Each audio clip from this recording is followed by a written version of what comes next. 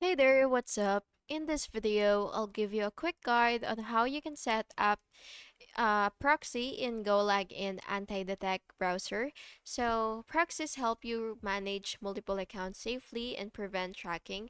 Make sure that you have your proxy credentials ready.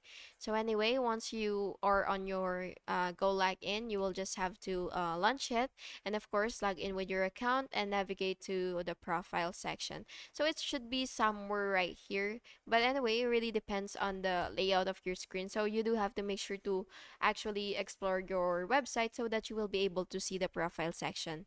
So anyways, once you see that, you will just have to click that and then you will edit your profile and select a profile, of course, and click edit and then look for network settings. And then what you will have to do is add proxy details. So you will enter your proxy type, which is either HTTP or SAC S5, and then go to IP, port, and then username, password. And then after all that, you will just have to apply and save by clicking save and then apply to the profile. And then of course you will have to test the connection as well by opening your profile and verifying your IP and ensuring that the proxy is working properly.